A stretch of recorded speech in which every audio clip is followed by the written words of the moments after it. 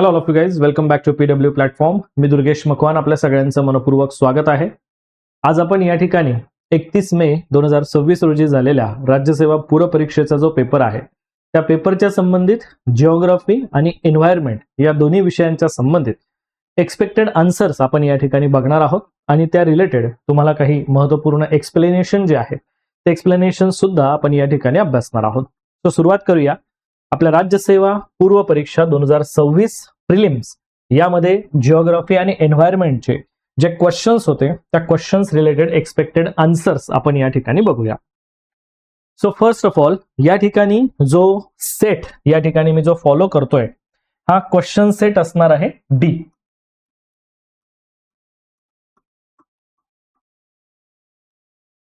Question set जो आपण या ठिकाणी फॉलो करतोय हा डी सेट आपण फॉलो करतोय.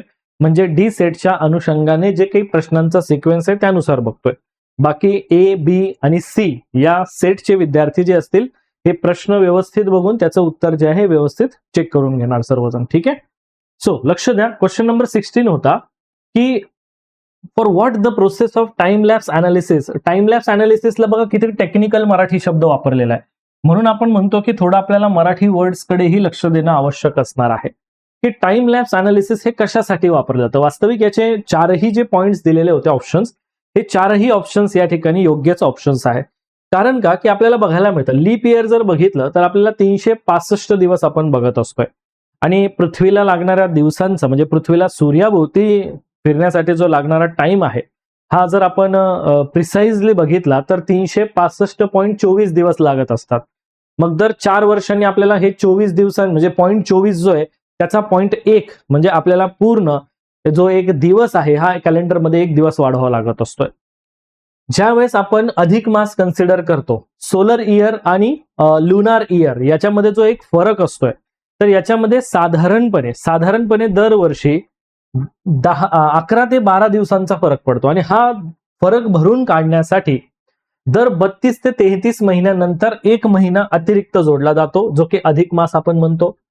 क्षय मास जो आहे हा एक दुर्मिळ प्रसंगी ज्यावेळेस 2 सूर्योदयांच्या दरम्यानमध्ये म्हणजे सौर संक्रांतीच्या वेगामुळे एखादा चंद्र महिना जर वगळला जात असेल तर त्याला क्षय मास म्हटलं जात असतं. आणि तिथी वृद्धी लोप यालाच आपण चंद्राच्या गतीमध्ये चढ उतार जो होत असतो त्यामुळे पंचांगामध्ये एखादी स्थिती किंवा एखादी आपण तिथी ज्यावेळेस कन्सिडर करतो तर ही सलग 2 सूर्योदयाला स्पर्श करत असते. तसं बघितलं तर खरं सांगायचं झालं ना तर हा टेक्निकली थोडासा हार्ड वाटेल तुम्हाला क्वेश्चन आणि हा वास्तविक हार्ड क्वेश्चन्सच्या पॅटर्न मध्येच आपण बघितलेला आहे. कारण आपण एक्सपेक्टच केलेलं नव्हतं की अशा पद्धतीनेही आपल्याला हा प्रश्न जो आहे हा विचारला जाऊ शकतो. त्यामुळे थोडासा हार्ड कॅटेगरीमध्ये आणि मला वाटतं की बऱ्याचशा विद्यार्थ्यांच्या बाबतीमध्ये हा प्रश्नाचं उत्तर जे आहे हे चुकलंही असू शकेल, पण या प्रश्नाचा करेक्ट आन्सर आहे ऑप्शन 4. हे लक्षात घ्या. पुढे क्वेश्चन नंबर 17 होता की दिनांक 9 ऑक्टोबर 2024च्या शासन निर्णयानुसार बंजारा, लमाण, लभान, तांडा यासाठी ग्रामपंचायत स्थापन करण्याची संख्या. याचा करेक्ट एक्सपेक्टेड आन्सर जे आहे हे आपल्याला दिसेल ऑप्शन नंबर 2 700. याचा क्लॅरिटी अशी आहे मित्रांनो की अगोदरचा एक नियम बघा, म्हणजे अगोदरच्या नियमानुसार काय फरक होता की 12 फेब्रुवारी 2024 रोजीचा जुन्या शासन निर्णयानुसार आणि आता आपल्याला काय विचारलंय 9 ऑक्टोबर 2024चा 12 फेब्रुवारीचा जो नियम होता तर त्यासाठी ही जी मर्यादा होती ही 1000 लोकसंख्या असणं हे आपल्याला सांगितलेलं होतं. पण नंतर आपण बघतोय 9 ऑक्टोबर 2024 नुसार जर बघितलं आता यामध्ये एक आपण नवीन शासन निर्णय आला ज्याच्यामध्ये ही अट जी होती लोकसंख्येची ही शिथिल केली गेली आणि त्यानुसार अधिकृत GR प्रसिद्ध केला गेला 9 ऑक्टोबरच्या संबंधित बाबतीमध्ये, जो की मी तुम्हाला इथे डेट आपल्याला प्रश्नामध्येच दिलेली आहे. या अनुषंगाने मग ही संख्या आता 1000 वरून 700 जी आहे ही आपल्याला केलेली दिसून येते. म्हणजे ही अट शिथिल केली आणि 1000 वरून ती लोकसंख्या 700 केलेली आहे.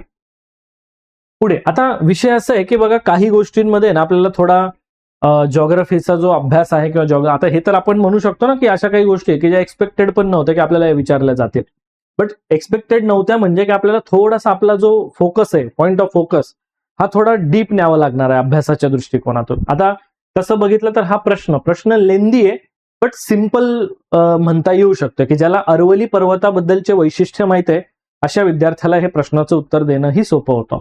कारण यामध्ये जे विधान आहे त्याच्यापैकी आपल्याला विचारलं की योग्य कोणतं आहे, तर पहिलं विधान सोडलं तर बाकी बी, सी आणि डी हे तीनही विधानं जे आहेत हे योग्य आहेत. कारण बघा, पहिलं विधान का चुकीचं आहे, तर अरवली पर्वत हा जगातला एक सगळ्यात यंगेस्ट तरुण वली पर्वत नसून, कारण तो यंगेस्ट वली पर्वतच नाहीये ना, तर तो जगातला सर्वात ओल्डेस्ट वली पर्वतांपैकी एक आहे. तरुण नाहीये, तर तो सगळ्यात ओल्डेस्ट आहे. आणि सध्या त्याचं स्वरूप जे आहे हे रेसिड्युअल म्हणजे एक अविशिष्ट स्वरूप आपण म्हणतो. आणि हा, जर तुम्हाला जगातल्या सगळ्यात तरुण पर्वतांमध्ये जर विचारलं गेलं तर हिमालय हे त्याचं उत्तर आलं पाहिजे होतं, पण तिथे अरवलीच्या बाबतीत ते पहिलं विधान तर चुकीचं आहे.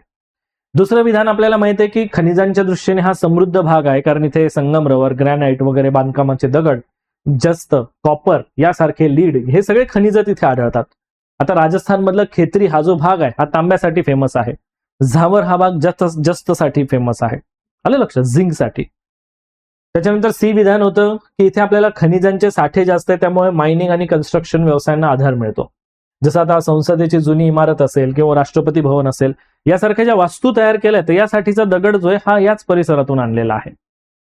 आणि अरवलीचा जो दुर्गम उंचावरचा जो भाग आहे या भूभागाचा वापर करून ऐतिहासिक अभेद्य किल्ले तिथे तयार आहेत. आणि जिथे की आपण चितोडगड, कुंभलगड, रणथंबोर हे जे किल्ले आहेत हे तुम्हाला याच पर्वताच्या भागामध्ये दिसतात. त्यामुळे हे बाकीचे विधानं तर बरोबर होते. पहिलं का चुकीचं होतं ते आपल्याला समजलं.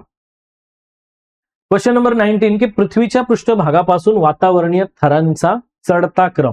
चढता म्हणजे जसं की आपण बघू शकतोय की भूपृष्ठापासून तर वातावरणाच्या वरच्या बाजूला या थरांची रचना. आता यामध्ये आपल्याला बघायला मिळत असते तपांबर, तपस्तब्धी, स्थितांबर, स्थितस्तब्धी, मध्यांबर, त्याच्यानंतर थर्मोस्फिअर आणि त्याच्यानंतर आपल्याला एक्झोस्फिअर दिसतो. सो हे जनरली आपल्याला याचा एक भाग किंवा याची ही रचना इथे सहज आपण बघू शकतो. मग हा जो काही पॉइंट आपल्याला इथे दिसतोय याचा जर सिक्वेन्स तुम्ही प्रॉपरली बघितला, ऑप्शन 3 त्याचं करेक्ट आन्सर आहे. तपांबर, तपस्तब्धी, स्थितांबर, स्थित स्तब्धी, मध्यांबर, मध्यस्तब्धी आणि थर्मोस्फिअर हे आपल्याला त्याचे रचना दिसते. जसं की ट्रोपोस्फिअर, ट्रोपोपॉज, स्ट्रॅटोस्फिअर, स्ट्रॅटोपॉज, मिझोस्फिअर, मिझोपॉज आणि थर्मोस्फिअर. आणि या प्रत्येकाचे एक वेगवेगळे आपल्याला वैशिष्ट्यही दिसून येत असतात, जे की त्या प्रश्नाशी निगडीत आता तर विचारलेले नव्हते, आपल्याला फक्त क्रम विचारलेला होता, तो त्याचा क्रम मी तुम्हाला इथे सांगितला. त्यामुळे याचं उत्तर जे आहे ऑप्शन 3 असणार आहे. पुढचा प्रश्न होता की महाराष्ट्रातलं वनपरिमंडल जे आहे या संदर्भामध्ये जे की फॉरेस्ट सर्कल्स जे आहेत, आता या फॉरेस्ट सर्कलच्या रिलेटेड जो प्रश्न आहे त्याच्यामध्ये विचारलं की महाराष्ट्राच्या आर्थिक पाहणी अहवाल 2024 नुसार तुम्ही जर अजून एक गोष्ट नोटीस केलेली असेल तर ह्या वर्षी जिओग्राफीचे जे क्वेश्चन्स होते ते थोडे ऑफिशियल डेटावर आधारित होते. म्हणजे ऑथेंटिक सोर्सेस जे आपण बघतो ना, तर त्या ऑथेंटिक सोर्सेसवर आधारित आपल्याला हे सगळे म्हणजे मोस्ट ऑफ प्रश्न जे आहेत हे बघायला मिळतात. त्यामुळे इथून पुढे जिओग्राफीच्या रिलेटेड ऑथेंटिक डेटा जो आहे हा करंटच्या पॉईंट ऑफ व्ह्यूने पण बघून घेत चला. जसं की आर्थिक पाहणीमध्ये खनिजांच्या बाबतीत, वनसंपत्तीच्या बाबतीत, वाहतूक दळणवळणाच्या बाबतीत काही असेल तर त्या गोष्टींवर आपल्याला थोडं ऑब्झर्व ठेवावं लागत जाणार आहे. आता ह्या प्रश्नाचं आन्सर आहे first is the correct answer. बघ याच्या जोड्यांचा भाग मी तुम्हाला सांगतो की महाराष्ट्राच्या आर्थिक पाहणीमध्ये अधिकृत आकडेवारी यामध्ये दिलेली आहे. आता महाराष्ट्रामध्ये टोटल 11 फॉरेस्ट सर्कल्स बघायला मिळत असतात आणि त्याच्यापैकी 4 जे त्याच्यापैकी आपल्याला हा माहिती विचारलेला होता. आता याच्यामध्ये गडचिरोली जो आहे हा 20.8%, नागपूरच्या बाबतीत बघितलं तर 12.5%, ठाण्याच्या बाबतीत बघितलं तर 9.5% आणि धुळ्यामध्ये जर बघितलं तर 10.4% ह्या आपल्या वनपरिमंडलाचं जे क्षेत्र आहे हे या ठिकाणी आपल्याला दिसून येत आहे. आलं लक्षात? त्यामुळे थोडंसं आपल्याला जो आपला आर्थिक पाहणी अहवाल आहे त्याकडेही थोडं लक्ष द्यावं लागत जाईल यापुढे, हे आपण बघायचं. ठीक आहे. पुढचा प्रश्न होता की राज्य खनिज धोरण 1999 प्रमाणे इथे थोडंसं लक्षात घ्या, लोह, गंधक, सोने, तांबे, शिसे खनिज उत्पादनासाठी खाजगी क्षेत्रांना खुली केली. आता याच्यामध्ये विषय असा आहे की आपल्याला विचारलंय की कोणत्या विधानांच्या संबंधित बरोबर आहे, पण म्हणजे as per my point of view म्हणजे मी माझं वैयक्तिक मतानुसार जर सांगायचं झालं तर या ठिकाणी मला एक्सपेक्टेड आन्सर जे आहे हे या ठिकाणी ऑप्शन बीच वाटतोय. पण आता हे बघावं लागेल की आयोग जो आहे हे ऑप्शन बी देतोय की सी देतोय. आता मला हे जे बी वाटण्याचं जे कारण आहे म्हणजे काय की फक्त बी आणि सी विधानच बरोबर आहे याच्यामध्ये काय विषय येतोय बघा. पहिलं विधान चूक काय ते सांगतो. तर महाराष्ट्र राज्याचं खनिज धोरण 1999 नुसार खनिज क्षेत्र खासगी क्षेत्रासाठी खुलं केलं, हे तर विधान बरोबर आहे, इथपर्यंत विधान बरोबर आहे. पण मात्र जो ग्रुप दिलेला आहे ना खनिजांचा, याच्यामध्ये लोह, गंधक, सोने आणि तांबे आणि शिस आहे. तर हा जो ग्रुप आहे हा चुकीचा वाटतोय. तर याच्यामध्ये गंधक आणि गोल्ड हे जे खनिज आहे तर हे प्रमुख खनिज उत्पादनामध्ये येत नाही. आलं लक्षात. हे विधान जे आहे हे मूळ केंद्रीय खनिज धोरणातलं 13 महत्वाचे जे खनिजांची यादी आहे त्याच्याशी साधर्म्य दाखवतं. हे महाराष्ट्राच्या संबंधित तसंच्या तसं लागू होत नाही. इथे हे जे स्टेटमेंट आहे खनिजांच्या नावासह, तर हे थोडं नॅशनल पॉलिसीशी कनेक्ट होतं, महाराष्ट्राच्या नाही. मला हा पॉइंट इथे वाटतोय. त्यामुळे मी म्हणजे ज्यापैकी मी जेवढाही रिसर्च केला त्या बेसिसवर सांगतोय तुम्हाला हे. आता बघूया की आयोगाचा पॉइंट ऑफ व्ह्यू इथे काय येतोय. आणि बाकी दुसरं विधान जर बघितलं तर नागपूर आणि पहिल्या क्रमांकावर येणार खनिजांच्या बाबतीमध्ये आणि कोकण दुसऱ्या क्रमांकावर येतो. तिसरं विधान जर बघितलं तर महाराष्ट्र राज्य खान मंडळ जे आहे हे 1973 ला 14 नोव्हेंबर 1973 ला त्याची स्थापना झाली आणि याचं मुख्यालय हे नागपूर इथेच आहे. हे पण बरोबर आहे. त्यामुळे हा एक प्रश्नांचा भाग आपण बघितला. मग त्याच्यानंतर पुढचा प्रश्न. आता हा ग्रहमालेच्या संबंधित प्रश्न आहे आणि याच्यामध्ये योग्य विधान कोणतं ते विचारले आपल्याला. आता याच्यामध्ये आणि योग्य विधान कोणतं असताना ऑप्शन्स कसा दिलेला आहे. फक्त ए बरोबर, फक्त सी बरोबर, ए आणि सी बरोबर नाहीत आणि बी आणि सी बरोबर नाहीत. आता याच्यामध्ये जे योग्य आन्सर आहे ना तर ए आणि सी हे बरोबर नाहीये. आता बघा प्रजापती हा जो ग्रह आहे ना याला इंग्लिशमध्ये आपण युरेनस म्हणतो, जो की ग्रहमालेमध्ये शेवटून दुसरा आहे, शेवटून दुसरा. आता ऑफिशियल काउंटिंग नुसार जर बघितलं तर युरेनसला एकूण 28 उपग्रह आहे आणि इथे आपल्याला दिलेले 61 हा नंबर चुकीचा आहे. त्याच्यामुळे पहिलं विधान तर चुकीचं आहे. दुसरं विधान जे बुध, मर्क्युरी सूर्याच्या सगळ्यात जवळ ग्रह आहे, त्याच्यामुळे त्याचा जो डिस्टन्स आहे हा साधारण 58 दशलक्ष किलोमीटर आहे. त्याच्यामुळे ते बरोबर आहे. आणि तिसरं विधान युरेनसचं अंतर सूर्यापासून जे दिलेलं नाही हे युरेनसचं नाहीये, हे नेपच्यूनचं अंतर दिलेलं आहे. आलं लक्षात. हे नेपच्यूनचं दिलेलं आहे. युरेनसचं अंतर जे आहे हे तुम्हाला 2871 दशलक्ष किलोमीटर आहे. त्याच्यामुळे पहिलं आणि हे सी म्हणजे ए आणि सी हे विधान चुकीचं या ठिकाणी दिसतं आपल्याला. तर हा पण एक प्रश्न आपण म्हणतो की काय म्हणजे एक्सपेक्टेशन याचंही नव्हतं की असाही प्रश्न येईल की अमेरिका देशामध्ये सरोवरांचा जो विभाग आहे द ग्रेट लेक्सचा भाग आपण म्हणतो, तर इथे सर्वात मोठी लोह खनिज खाण कोणते. तर वास्तविक थोडा जगाचा भूगोल किंवा हे लोकेशन जर तुम्हाला माहिती असेल तरी उत्तर देता आलं असतं. बट ठीक आहे, प्रश्न एक्सपेक्टेड असाही या पॅटर्न मध्ये येईल असं वाटलं नव्हतं. मेसाबी हे याचं करेक्ट आन्सर आहे. थोडं क्लॅरिटी बघा. मेसाबी पर्वतरांग जी आहे ही युएसए मधली पर्वतरांग आहे जी की मिनेसोटा या राज्याच्या ईशान्य भागामध्ये आहे आणि जो की भाग म्हणजे थोडा ग्रेट लेक्सचा भाग आहे, बरोबर, जी की मोठे मोठे सरोवर तिथे आपल्याला दिसतात. आता ही जी पर्वतरांग आहे ही जगातली सर्वात मोठी लोह खनिजांच्या साठ्यांची एक पर्वतरांग आहे. आले लक्षात, की जी ओपन पिट माइन म्हणून ओळखली जाते. आणि ऐतिहासिकदृष्ट्या अमेरिकेच्या औद्योगिक क्रांतीमध्ये पोलाद उत्पादनामध्ये या खाणीमधून निघालेलं जे सगळ्यात हाय क्वालिटीचं लोह खनिज आहे ना हेमेटाईट प्रकारचं, तर त्याचा वाटा इथे खूप मोठा आहे. आता याच्यात बाकीचे जे पर्याय होते, बर्मिंगहम जर बघितलं तर हे अमेरिकेच्या अलाबामा राज्यातला भाग आणि ब्रिटनमधल्या पोलाद उद्योगाचं एक प्रसिद्ध केंद्र म्हटलं जातं, पण ते सरोवरच्या भागात येत नाही. नेवाडा जर बघितलं तर अमेरिकेच्या पश्चिम वाळवंटी डोंगराळ भाग आहे जो की सोन्या चांदीसाठी प्रसिद्ध आहे. आग्नी आणि जो की मॅग्निटोगार्स जो भाग आहे हा रशियाच्या उरल पर्वतरांगेतला भाग आहे, जिथे जगातल्या सर्वात मोठ्या लोह पोलाद निर्मितीचं शहर आणि खाण क्षेत्र म्हणून आपण त्याला ओळखतो, जे की अमेरिकेत नाहीये. म्हणून जसं मी बोललो की हा जो पॉइंट होता हा थोडा वर्ल्ड जिओग्राफीला थोडं माहिती असेल तर याचं उत्तर देता आलं असतं. वर्ल्ड जिओग्राफीमध्ये वर्ल्ड इकॉनॉमिक जिओग्राफी, कारण खाणकाम वगैरे सारखे घटक हे आपल्याला आर्थिक भूगोलाशी निगडीत येतात, त्यामुळे त्यातला हा एक प्रश्न आपल्याला दिसतो. आयोगाने सिलेबसच्या बाहेर काहीच विचारलेलं नाहीये, लक्षात घ्या. कारण आपल्याला सिलेबसमध्ये काय दिलेलं असतंय, जग, भारत आणि महाराष्ट्र, सामाजिक आर्थिक भूगोल, हा आर्थिक भूगोलाचा प्रश्न आहे. आलं लक्षात. आयोग नाही चुकत कधी, चूक आपण करतो कधी कधी की आपण काही गोष्टींना थोडं दुर्लक्ष करत असतो. पुढे इथे बघा जोड्या लावांचा पॉइंट आहे की शहर आणि त्याच्या संबंधित विशेष बाब काय आहे. या प्रश्नाचं उत्तर जे ऑप्शन 4 आहे. कारण छत्रपती संभाजीनगर याला आपण सिटी ऑफ गेट्स म्हणतो, गोंदियाला तांदळाचं शहर म्हणतो, वर्धा 1962 मध्ये स्वतंत्र जिल्हा म्हणून आपण बघतो, आणि यामध्ये जर आपण बघितलं तर जालना जो आहे हे उपग्रह अणुश्रवण केंद्र या ठिकाणी आपण बघू शकतो. म्हणजे याला थोडं इलिमिनेशन पद्धतीने जरी तुम्ही आन्सर काढलं असतं ना, इलिमिनेशनच्या पॉइंट ऑफ व्ह्यूने, कारण पहिल्याचं दुसऱ्याचं म्हणजे बीचं ऑप्शन तिसरा होता आणि डीचा ऑप्शन चौथा होता, तरी तुम्हाला आन्सर देता आलं असतं. आले लक्षात? म्हणजे इलिमिनेशनच्याही बेसिसवर, म्हणून मी नोट डाऊन करून दिलं तुम्हाला की इलिमिनेशननेही तुम्ही काढू शकले असते. पुढचा प्रश्न आहे की गावातील शेत जमिनी गावातील समुदायांच्या मालकीच्या होत्या आणि जमीन महसूल भरण्याची जबाबदारी सदस्यावर संयुक्तपणे. ही पद्धत जी होती हिला आपण महालवारी पद्धत म्हणत असतो. हे option B is the correct answer. कारण महालवारी पद्धतीमध्ये महालचा शब्द होता गाव किंवा गावांचा समूह. इथे काय व्हायचं की जमिनीची मालकी वैयक्तिक शेतकऱ्याकडे न ठेवता संपूर्ण गावाच्या समुदायाकडे मालकी दिली जायची, जॉईंट मालकी आपण ज्याला म्हणतो, आणि संपूर्ण गावाला एक महसुली युनिट मानलं जायचं.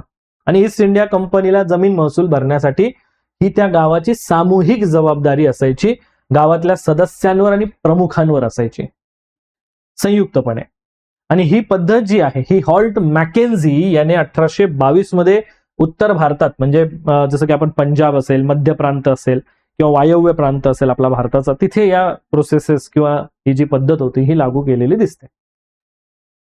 पुढचा प्रश्न दिलेला होता जो की महाराष्ट्रातले जिल्हे आणि 2001 ते 2011 यामध्ये झालेली दशवार्षिक वाढ. ठीक आहे, ग्रोथ रेटच्या संबंधित प्रश्न, आणि याचं करेक्ट आन्सर आहे ऑप्शन क्रमांक बी. आन्सर बघा, जसं की आपण 2011च्या अधिकृत जनगणनेनुसार हा प्रश्न विचारलेला होता वास्तविक, पण याचं कंपॅरिझन 2001च्या अनुषंगाने दिलेलं आहे. आणि आय होप तुम्हाला मी या गोष्टी शिकवलेल्या आहेत, तुमच्यापैकी जे बॅच मध्ये असतील त्यांना माहिती आहे. ठाणेचा ऑप्शन आहे 35.94, छत्रपती संभाजीनगर 27.33, पुणे 30.4, नंदुरबार 25.50 हा तिथला लोकसंख्या वाढीचा दर आहे, हे लक्षात असू द्या. आलं लक्षात? यस. पुढे हा पण एक प्रश्न होता, हा थोडा सोप्या कॅटेगरीमध्ये टाकता येऊ शकतो प्रश्न, की हवामान अभ्यासक डॉक्टर R.L. सिंग 1971 यांनी भारताच्या हवामान विभागामध्ये म्हणजे किती क्षेत्रांमध्ये विभागणी केली, तर त्यांनी 10 विभाग केलेले आहेत. भारताचे हवामान विभाग R.L. सिंग यांनी 10 विभाग केले. Doctor R.L. सिंग यांनी 1971 मध्ये इंडिया अ रिजनल जॉग्राफी हा एक त्यांचा जो बुक आहे, तर त्याच्यामध्ये हे 10 विभाग केले. आता त्या 10 विभागासाठी त्यांनी आधारभूत घटक काय मानला की वर्षभरातला सर्वात उष्ण आणि सर्वात थंड महिन्याचं तापमान आणि सरासरी वार्षिक पर्जन्यमान यांच्या आधारे हवामान विभाग वर्गीकरण केलं. आणि त्यामध्ये एकूण 10 विभागांमध्ये हे आपल्याला भाग केलेले दिसून येतात. या 10 भागांमध्ये अति आर्द्र ईशान्य भारत, आर्द्र सह्याद्री, पश्चिम किनारा, उप आर्द्र, अशा प्रकारे म्हणजे रिजनल डिस्ट्रीब्युशन केलेलं आहे. रिजनल म्हणजे प्रादेशिक आधारावर ही विभागणी आपल्याला दिसून येणार आहे. पुढे हा पण एक प्रश्न थोडासा म्हणजे खूप जास्तच प्रिसाइज वाटतोय, आणि हा पण तुम्हाला थोडासा आर्थिक पाहणी अहवालाच्या बेसिसवरच वाटतोय, हे आपण म्हणू शकतो की भारतामध्ये तांदूळ आणि गव्हाचं प्रति हेक्टरी उत्पन्न, पर हेक्टर उत्पन्न बोलतोय मी, हे किती आहे? तर याचं उत्तर आहे 2882 तांदूळ आणि 3559 किलोग्रॅम प्रति हेक्टर हे गहूसाठी. आता हा प्रश्न जो आहे, हा प्रश्न जे की आपलं कृषी आणि शेतकरी कल्याण मंत्रालय जे मिनिस्ट्री ऑफ ऍग्रिकल्चर आणि फार्मर यांनी 2023-24 ची जी प्रमुख पिकांची जी उत्पादनाची यादी दिलेली होती, जो की ऍग्रिकल्चरल स्टॅटिस्टिक की जो इकॉनॉमिक सर्व्हेवर आधारित पण आपल्याला बघायला मिळतो, म्हणून मी बोललो इकॉनॉमिक सर्व्हे मध्येही आपल्याला डेटा दिसतो. आणि यानुसार तांदळाचं उत्पादन प्रति हेक्टरी किती आणि गहूचं उत्पादन प्रति हेक्टरी किती, प्रमुख पिके हा पण आपल्याला पॉइंट येतो. त्यामुळे आपल्याला त्या अनुषंगाने हा प्रश्न कृषी भूगोलाच्या माध्यमातून विचारलेला आहे. त्यानंतर आहे पुढचा प्रश्न की काही देशांचे नाव आहेत आणि आपल्याला स्थलांतरित शेतीसाठी तिथे काय नाव आहेत, म्हणजे स्थलांतरित शेतीचं काय लोकल नेम आहे हे विचारलेलं आहे. तर त्याचा आन्सर आहे ऑप्शन क्रमांक बी, म्हणजे दुसरा हे त्याचं करेक्ट आन्सर आहे. कारण याचं जर डायरेक्टली जोड्या लावा बघितलं तर आफ्रिका म्हणजे काँगो आणि मध्य आफ्रिकेमध्ये स्थलांतरित शेतीला मासोले म्हटलं जात असतं, की जो आफ्रिकेत काँगो नदीच्या खोऱ्यात केली जाणारी शेती आहे. ईशान्य भारतामध्ये आपण त्याला झूम म्हणत असतो. त्याच्यानंतर व्हिएतनाममध्ये आपण त्याला रे म्हणत असतो. आलं लक्षात? ज्याच्यामध्ये आशिया खंडातल्या आग्नेय भागामध्ये आपण बघतो. ब्राझीलमध्ये त्याला रोका म्हटलं जातं, की जे अमेझॉन खोऱ्याच्या जंगलामध्ये केली जाणारी जी स्थलांतरित शेती आहे ना, त्याला या पद्धतीने आपण ओळखतो. त्यामुळे हे आन्सर देणं बऱ्यापैकी आपल्याला सोपं बघायला मिळत होतं. आता हा जो पॉइंट आहे हा तुम्ही इलिमिनेशनवर अगदी सहज काढू शकत होते, की जर तुम्हाला एक ऑप्शन जरी माहित राहिला असता, जसं की ईशान्य भारतामध्ये मला माहित आहे की त्याला मी झूम म्हणतोय, तर बी चा ऑप्शन 3 आहे. त्यामुळे बी मध्ये 3 फक्त एकच ऑप्शन आहे. त्यामुळे हे याचं करेक्ट आन्सर आहे. तुम्ही असंही देऊ शकत होते इफ जर तुम्हाला त्याचा आन्सर जमलं नसतं तरी सुद्धा बोलतो. म्हणजे एखादा जरी पर्याय माहित राहिला असता तरी उत्तर देता आलं असतं. हिमालयाचे प्रादेशिक विभाग, आता हे विभाग दिलेले आहेत. जसं की हिमालयाचं रिजनल नावं आहेत, प्रादेशिक विभाग आहे आणि पश्चिम पूर्व विस्तार आहे. आणि हे विस्तारामध्ये तुम्हाला जोड्या लावायच्या होत्या की कोणत्या भागाला कोणत्या दरम्यान आपण कन्सिडर करतो. ऑप्शन ए हे याचं योग्य उत्तर होतं. ऑप्शन ए हे त्याचं योग्य उत्तर होतं. आता बघा, जो पंजाब हिमालयाचा भाग आहे, इथे सुद्धा तुम्ही एक उत्तर जर माहिती राहिलं असतं तरी तुम्हाला ऑप्शन देता आलं असतं, तरी तुम्ही उत्तर देऊ शकत होते. आता ज्याला माहिती आहे की पंजाब हिमालयाचा भाग हा सिंधू नदीपासून तर सतलजच्या दरम्यान येत असतो, तर तुमचं उत्तर बघा ना, बरोबर आलं ना. इथे तुम्हाला बाकीचे ऑप्शन दिसतच नाही की पहिल्याचा ऑप्शन चौथा असं एकही ऑप्शन दिसत नाहीये. दिसतंय का इथे कुठे? नाही. त्यामुळे हा पण एक एलिमिनेशन नुसार आन्सर देता आलं असतं. पंजाब हिमालय सिंधू ते सतलजच्या दरम्यानचा भाग आहे, ज्याच्यामध्ये काश्मीर आणि हिमाचल हिमालय पण कन्सिडर होतो. साधारण 560 किलोमीटरचा भाग येतो. कुमाऊ हिमालय हा सतलज ते कालीमध्ये येतो. आता यामध्ये याला उत्तराखंड हिमालय म्हटलं जात असतं मोस्टली. नेपाळ हिमालय हा काली नदी ते तिस्ताच्या दरम्यान आहे, जो की एक पूर्ण नेपाळचा भौगोलिक प्रदेश यामध्ये मला व्यापला गेलेला दिसून येत असतोय, जो की 800 किलोमीटरचा मोठा भाग आहे. इथे तुम्हाला हिमालयातल्या सगळ्यात उंच शिखरांची रचना दिसते. आसाम हिमालय तिस्ता ते ब्रह्मपुत्रा, की जो तिस्ता नदीपासून तर ब्रह्मपुत्रा, जे अरुणाचल प्रदेशमध्ये दिहांग म्हणतो आपण, तर हा जो 720 किलोमीटरचा पट्टा पसरलेला आहे त्याला आपण या ठिकाणी इथे कन्सिडर करतो. त्यामुळे मॅच द पेअर मध्ये ऑप्शन फर्स्ट हे त्याचं करेक्ट आन्सर होतं. त्याच्यानंतर आता हे झाले भूगोलाचे प्रश्न. भूगोलाचे टोटल 15 प्रश्न होते. आता एन्व्हायरमेंटचे 5 प्रश्न होते. या ठिकाणी खालीलपैकी कोणते विधानं बरोबर नाहीत, पहिले काय विचारलंय ते फोकस करायचं ऑलवेज. इथे बऱ्याच जणांचं चुकलं असेल कदाचित. ह्या प्रश्नामध्ये कोणते विधानं चुकीचे, तर ए विधान आणि बी विधान चुकीचं आहे. आता याच्यामध्ये बघा काय क्लॅरिटी आहे, थोडंसं क्लॅरिटी बघा.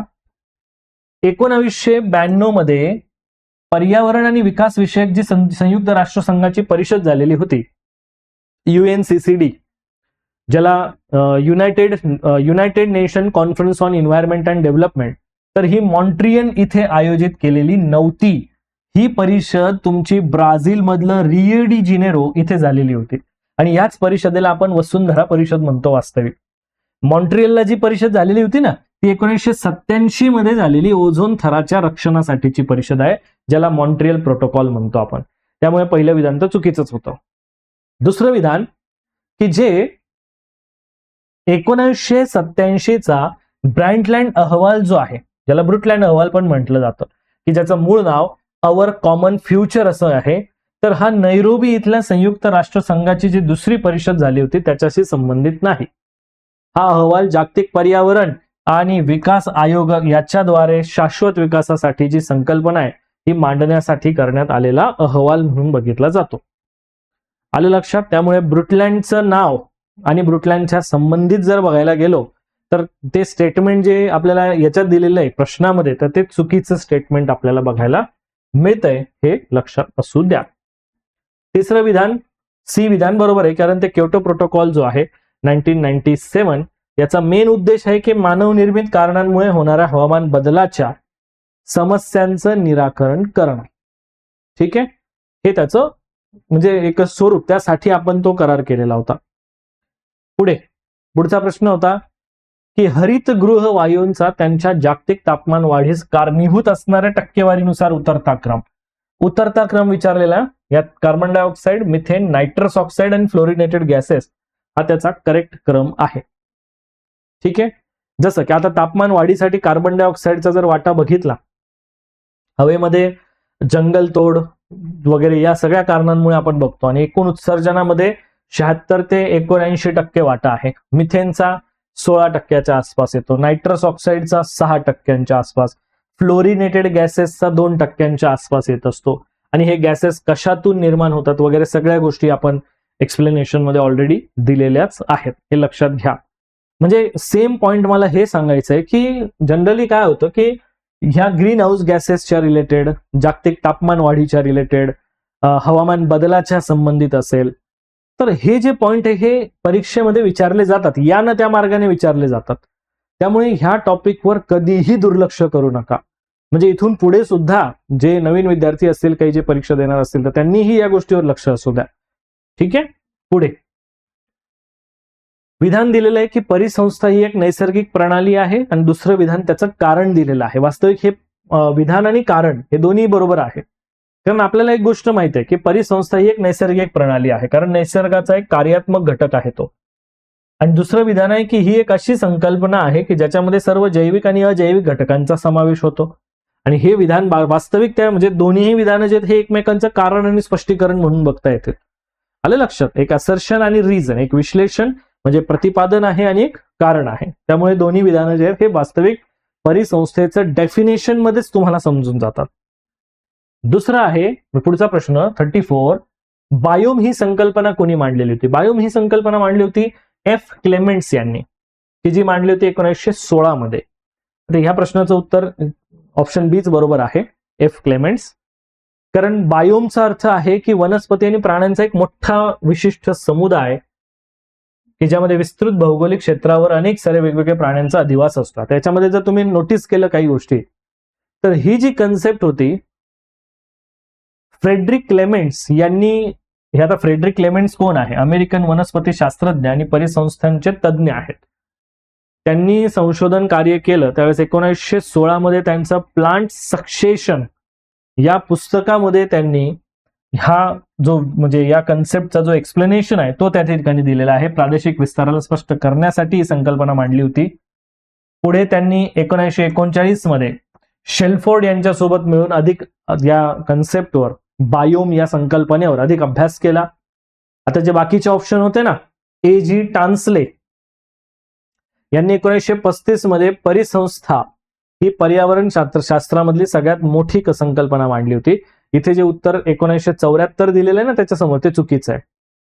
आणि E.H. हेकेल यांनी 1866 मध्ये इकोलॉजी या संकल्पनेचा या ठिकाणी जगासमोर प्रेझेंट केलं, आणि प्रश्नामध्ये याचा संबंधित 1933 दिलेलं आहे, तर ते वर्ष चुकीचं आहे, ते 1866 असलं पाहिजे. हे दिलेलं आहे का इथे बाकीचे, हे लक्षात असू द्या.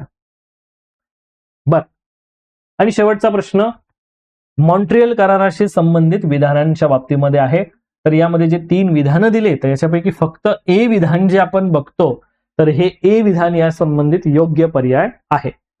कारण मॉन्ट्रियल करार जो आहे हा ओझोन थराच्या संरक्षणासाठी करण्यात आलेला एक आंतरराष्ट्रीय करार आहे, आणि ह्या करारावर 16 सप्टेंबर 1987 ला सिग्नेचर केल्या गेल्या, आणि हा लागू कधी झाला तर 1 जानेवारी 1989 पासून लागू झालेला आहे.